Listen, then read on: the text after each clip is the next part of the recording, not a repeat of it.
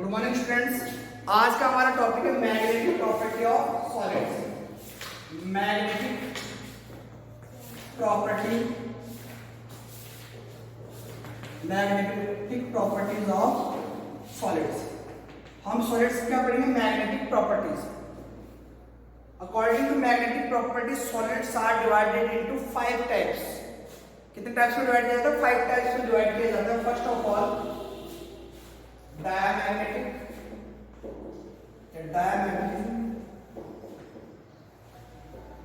second is paramagnetism,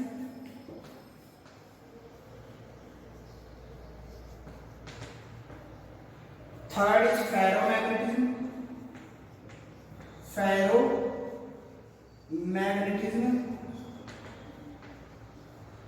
fourth is antiferromagnetism,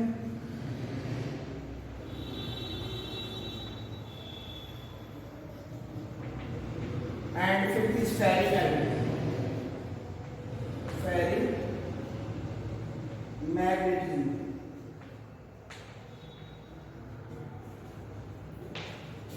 Those solids are divided into 5 types on the basis of magnetic property.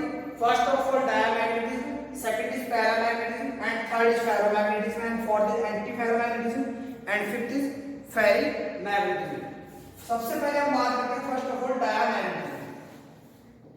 First point, presence of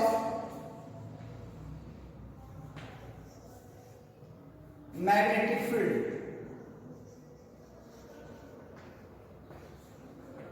आप magnetic field कैसे apply करते हो?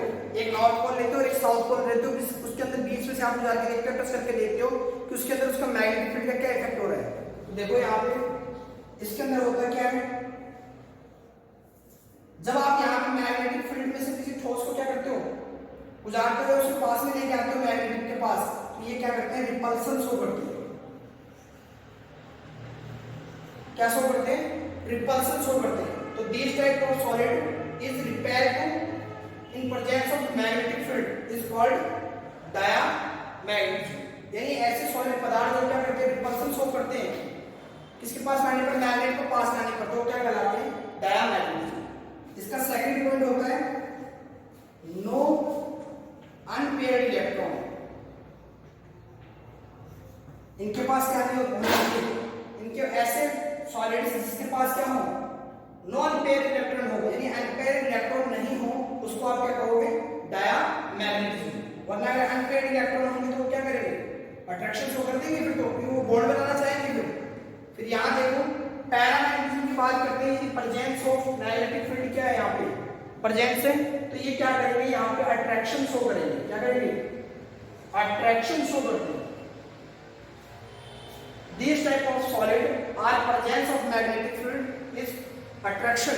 ये क्या करते हैं? Attraction करते हैं। अगर क्या करते हैं? Attract the molecule in presence of magnetic field is called, this type of solid are called paramagnetism solids. एक पॉइंट आपने डिफरेंस भी हो गया, ये रिपल्सन करते हैं, ये क्या करते हैं? अट्रैक्शन करते हैं। सेकंड पॉइंट की मैं बात करता हूं कि यहां पे क्या होते हैं? अनपेयर्ड इलेक्ट्रॉन प्रेजेंट होते हैं। क्या होते हैं?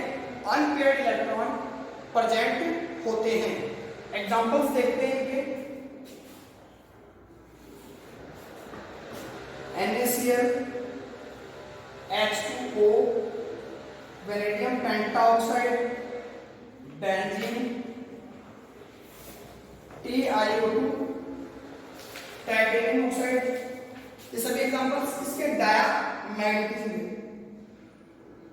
क्योंकि अगर आप NaCl को देखो तो इसके अंदर क्या नहीं होते? अनपेयर्ड इलेक्ट्रॉन नहीं होते, तो ये क्या कहलाता है? आपका डायमैग्नेटिज्म।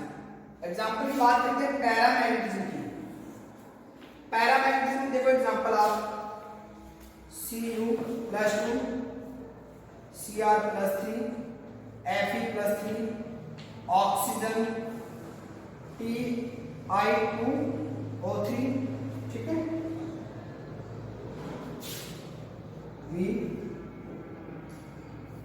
इतने याद रखना बहुत है। इसमें मोस्ट इंपोर्टेंट एग्जांपल कौन सा है? आपका ऑक्सीजन। ऑक्सीजन भी हमेशा कैसा होता है? पैरामैग्नेटिज्म होता है। वो भी क्या करता है? मैग्नेटिक फील्ड में अट्रैक्शन शो करता है। ध्यान में रखना है आपको ये। और इसमें कैसे होते हैं, अनपेयर्ड इलेक्ट्रॉन होते हैं।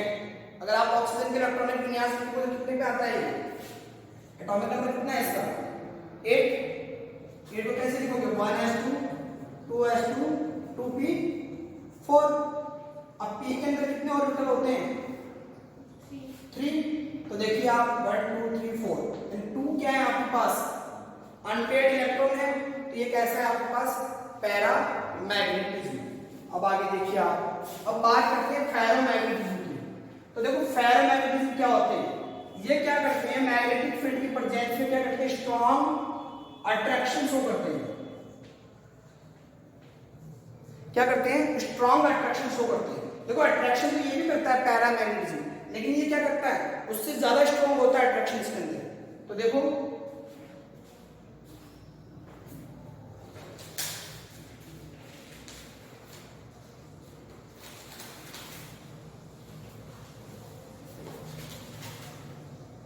ये आपके इतने स्ट्रॉन्ग अट्रैक्शन है। देखो फेरोमैग्नेटिक में पदार्थ होते हैं, इसको यदि आप मैग्नेटिक फील्ड के संपर्क में लेके आते हो तो क्या होता है इसके अंदर मैग्नेटिक प्रॉपर्टी आ जाती है। फिर जैसे ही आप इसको क्या करते हो मैग्नेटिक फील्ड को रिमूव करते हो हटाते हो तो भी ये क्या करता है परमानेंट मैग्नेटिज्म शो करता है। तो ऐसे पदार्थ सॉलिड पदार्थ को क्या कहते हैं फेरोमैग्नेटिक। तो आप लिख सकते हो इसमें एक प्रॉपर्टी और permanent magnetism show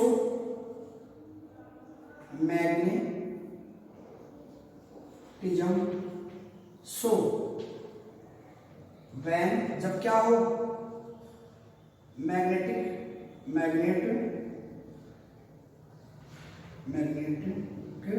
field army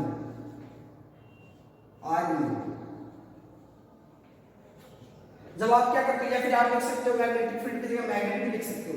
जब आप मैग्नेट को क्या कर लेते हो हटा लेते हो तो ये क्या करता है परमानेंट मैग्नेटिज्म शो करता है। उसके बाद में इसमें क्या रहते हैं मैग्नेटिक गुण मौजूद रहते हैं। एग्जांपल देखो आपके पास क्या आ जाएगा FeNiCrO3। ये सभी किसके एग्जांपल्स हैं आपके फेरोमैग्नेटिज्म के।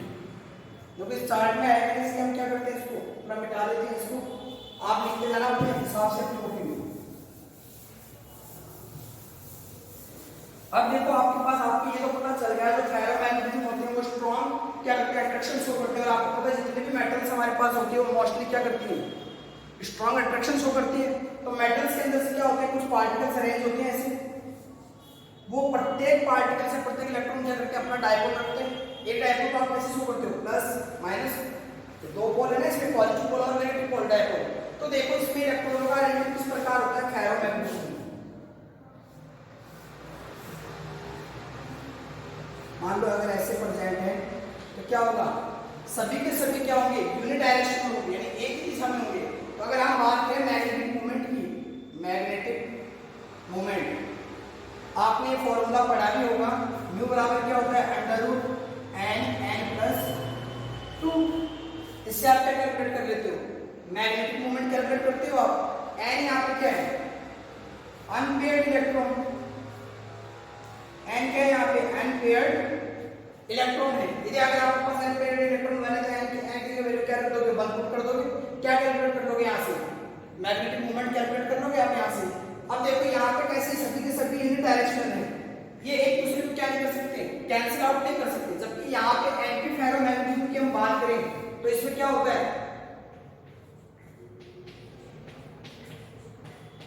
इसमें क्या होता है अगर एक अपवर्ड है तो दूसरा कैसा होगा डाउनवर्ड। यानी हम कह रहे हैं एक दूसरे को डायपोल को क्या कर देंगे कैंसिल आउट कर देंगे। तो मैं कह रही हूं इसका म्यू का मान कितना आएगा 0।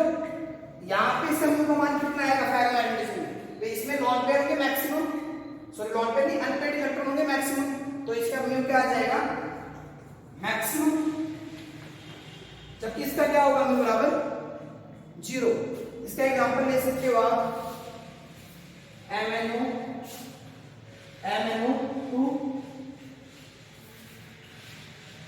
और क्या हो सकता है Fe2O3। ये एग्जांपल्स इसके एंटी फेरोमैग्नेटिक के। अब एंटी फेरोमैग्नेटिक क्या करते हैं भाई ये इसकी जस्ट क्या है विपरीत है इसके। ये कैसे करेंगे रिपेल करेंगे, ये अट्रैक्ट करता है स्ट्रांगली तो ये क्या करेंगे स्ट्रांगली रिपेल कर देंगे उनको। जबकि हम बात करें फेरोमैग्नेटिज्म की तो यहाँ पे देखो किस प्रकार अरेंजमेंट होता है, यहाँ पे सिस्टमेटिक नहीं होता है, यानी कुछ अपवर्ड होते हैं, कुछ क्या होते हैं डाउनवर्ड होते हैं। यानी ये मैं बात करूँ यहाँ पे डायपोल मोमेंट कैंसिल भी नहीं होता है, कुछ ना कुछ तो इसका डायपोल मोमेंट होगा, लेकिन जीरो नहीं होगा। तो हम क्या लिख देते हैं, म्यू क्या नहीं हो सकता, जीरो नहीं हो सकता। बट इसका जो म्यू का जो मान है वो किससे कम होगा, फेरोमैग्नेटिज्म से। तो मैं लिख सकता हूँ म्यू फेरो क्या होगा, म्यू फेरो ज्यादा होगा, इक्वल होगा किसके, म्यू फेरो की। म्यू फेरो क्या हो जाएगा, ज्यादा होगा, यानी मैं कह दूं मैग्नेटिक मोमेंट फेरो का ज्यादा होगा किससे, magnetic moment of ferric magnetism. ये थे आपके 5 टाइप्स ऑफ मैग्नेटिज्म। इसका एग्जांपल ले सकते हैं हम एक ओनली, बहुत इंपॉर्टेंट एग्जांपल है Fe3O4, Fe3O4।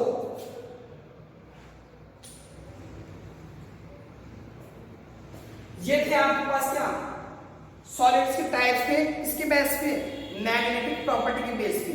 आपने देख लिया था एक तो क्या होता है पैरामैग्नेटिक, सेकंड इज डायमैग्नेटिज्म और फेरोमैग्नेटिज्म, एंटी फेरोमैग्नेटिज्म और फेरिक मैग्नेटिज्म। कुछ क्या करते थे, रिपेयर कर रहे हैं, कुछ अट्रैक्ट कर रहे हैं मैग्नेटिक फील्ड में, किसी के पास अनपेयर्ड इलेक्ट्रॉन है और किसी के पास अनपेयर्ड इलेक्ट्रॉन नहीं है, और इसका हमने क्या किया था, मैग्नेटिक मोमेंट कैलकुलेट कर लिया था। ये ध्यान रखें, 3 टाइप में ही हम क्या करते हैं, मैग्नेटिक मोमेंट का यूज करते हैं मोस्टली। करने को तो हम उसमें भी कर सकते हैं कि वहां पे जीरो आएगा तो यहाँ पे जीरो रख देंगे, करने तो आप पांचों में कर सकते हो, लेकिन मोस्टली हम कहाँ पे यहाँ करते हैं इसमें, क्योंकि इस पे क्या आता है डायपोल क्रिएट होते हैं मेटल्स के अंदर। तो ये क्या करते हैं, मेटल्स क्या करती है, एक इलेक्ट्रॉन रिमूव कर देती है, तो वहाँ पे क्या हो जाती है, डायपोल आ जाता है, चार्ज क्रिएट हो जाते हैं वहाँ पे। तो वहाँ पे डायपोल के कारण या ब्रेन के कारण क्या होता है, अरेंजमेंट अलग अलग होता है, उसके अकॉर्डिंग क्या कर लेते हैं, डिवाइड कर लेते हैं। ये थी हमारी मैग्नेटिक प्रॉपर्टी ऑफ सॉलिड्स। देखो कुछ याद करने वाली ऐसी कुछ बात है नहीं कि मैग्नेटिक प्रॉपर्टी ऑफ सॉलिड्स को आपको रटना पड़ेगा, इसमें आपको केवल एग्जांपल्स को ध्यान में रखना है, बाकी सब आप इजी वे में बता सकते हो।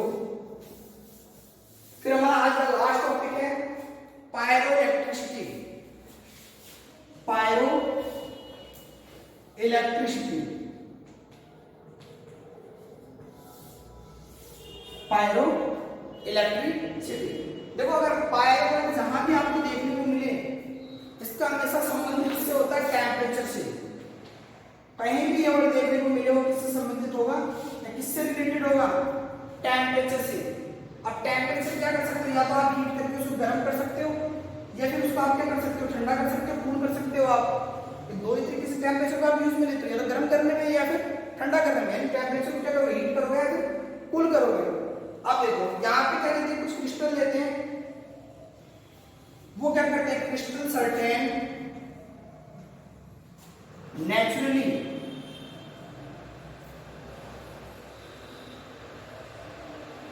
Electrically polarised. हम ऐसा क्रिस्टल लेते हैं वो कैसा हो, इलेक्ट्रिकली पोलराइज्ड हो। यदि हम उसको गर्म करते हैं उसमें क्या आ जाती है, इलेक्ट्रिसिटी क्या होती है, प्रोड्यूस हो जाती है। क्या वो प्रोड्यूस हो जाती है गर्म करने पर, उसमें इलेक्ट्रिसिटी। या मैं कहूं इसके अंदर क्या आ जाती है, हाई वोल्टेज क्या हो जाता है, क्रिएट हो जाता है। उसी को हम क्या कहते हैं, पायरो इलेक्ट्रिसिटी कहते हैं। डेफिनेशन आपको आपकी बुक में मिल जाएगी अच्छे से। फिर आगे देखो, इन्होंने इसको डिस्क्राइब करने के लिए क्या किया, एक ट्राइंगल बनाया।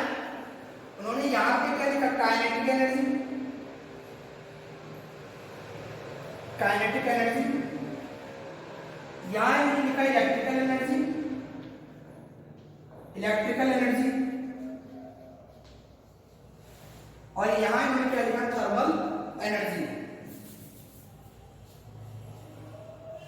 Thermal energy. इन्होंने क्या किया, ट्राइंगल लिया और ट्राइंगल के तीनों पॉइंट्स को क्या किया, अलग अलग एनर्जी से डिफाइन कर दिया। तो इन्होंने बताया कि पायरो इलेक्ट्रिसिटी क्रिस्टल जो होते हैं वो क्या करते हैं, अलग अलग एनर्जी कंटेन करते हैं। किसी में काइनेटिक एनर्जी होगी और इलेक्ट्रिकल एनर्जी होगी, किसी में क्या होगी, थर्मल भी होगी, साथ में इलेक्ट्रिकल भी होगी। तो ये जो एरो होती है थर्मल एनर्जी और इलेक्ट्रिकल एनर्जी, ये क्या करती है, पायरो इफेक्ट को, पायरो इलेक्ट्रिक इफेक्ट को प्रदर्शित करती है। Pyroelectric effect, pyroelectric effect. यहाँ पे अगर हम बात करें तो यहाँ पे क्या प्रोड्यूस नहीं होती है, काइनेटिक एनर्जी क्या नहीं होती है, प्रोड्यूस नहीं होती। ऐसे क्रिस्टल जो उसकी थर्मल एनर्जी को और इलेक्ट्रिकल एनर्जी को ये क्या करती है, पायरोइलेक्ट्रिसिटी इफेक्ट को प्रदर्शित करती है उसकी। यहाँ पे क्या उत्पन्न नहीं हो सकती है, क्या प्रोड्यूस नहीं हो सकती, काइनेटिक एनर्जी। तो यहाँ लिख सकते हो नो प्रोड्यूस काइनेटिक एनर्जी। जबकि हम बात करें इस वाली एरो की काइनेटिक एनर्जी और इलेक्ट्रिकल एनर्जी की, तो ये कहते हैं piezo electricity, piezo electric effect, piezo electric effect. देखो जहां पर भी आपको लाइफ में पीजो वर्ड देखने को मिले वो हमेशा रिलेट होता है प्रेशर से, ध्यान में रखना। किससे रिलेट होता है वो, प्रेशर से। अब मैं यहां देखूं, यहाँ पे इलेक्ट्रिकल एनर्जी भी और काइनेटिक एनर्जी भी है, तो कौन सी एनर्जी यहाँ पे रिलीज नहीं हो सकती या प्रोड्यूस नहीं हो सकती, थर्मल एनर्जी प्रोड्यूस नहीं हो सकती। तो आप क्या लिखोगे यहाँ पे, no produce thermal energy.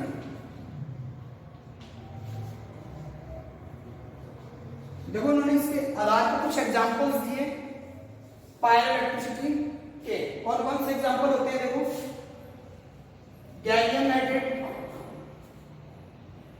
Gallium nitride, caesium nitrate, caesium nitrate, poly vinyl fluoride, ये कुछ एग्जांपल्स हैं। ये ऐसे पदार्थ हैं जिनको आप क्या करोगे, अगर हीट दोगे तो हीट देने पर क्या होगा, इनमें इलेक्ट्रिसिटी क्या होगी, प्रोड्यूस होगी, और उसी इलेक्ट्रिसिटी को हम क्या कहते हैं, पायरो इलेक्ट्रिसिटी। क्योंकि देखो पायरो को हमने टेम्परेचर दे दिया, टेम्परेचर देने के बाद में क्या आ रही है, इलेक्ट्रिसिटी आ रही है, तो उसको हम क्या कहते हैं, पायरो इलेक्ट्रिसिटी। यदि हम प्रेशर देने पर कोई इलेक्ट्रिसिटी आ जाती है उसमें, तो उसको हम क्या कहेंगे, पीजो इलेक्ट्रिसिटी। पायरो के क्या एग्जांपल्स इसमें हाँ पायरो इलेक्ट्रिसिटी, ये तीनों एग्जांपल किसके हैं, पायरो इलेक्ट्रिसिटी के एग्जांपल्स हैं। अब इसकी डिस्कवरी में देखो क्या हुआ, कैसे इसकी खोज हुई, कैसे डिस्कवर किया गया, वो देखिए।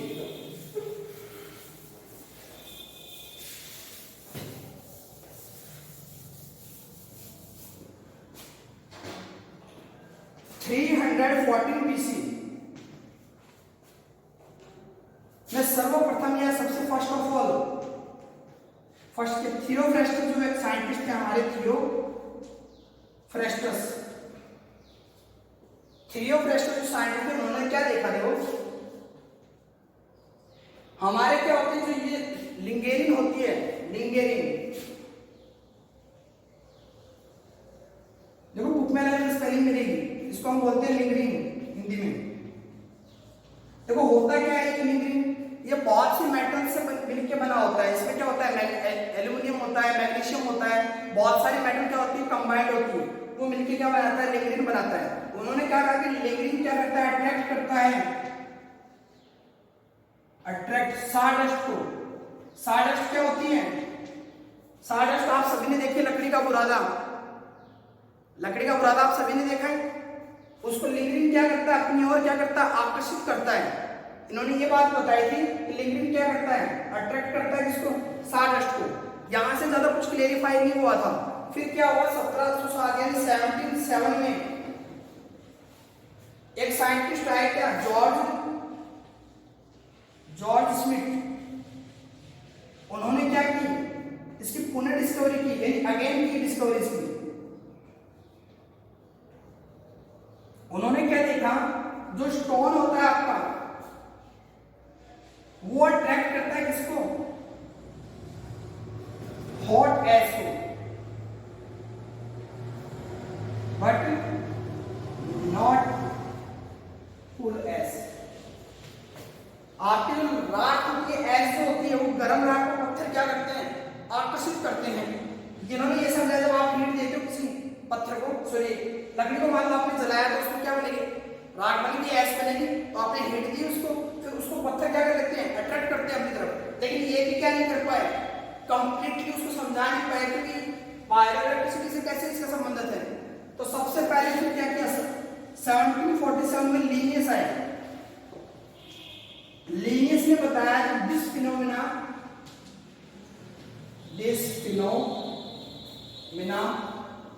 is related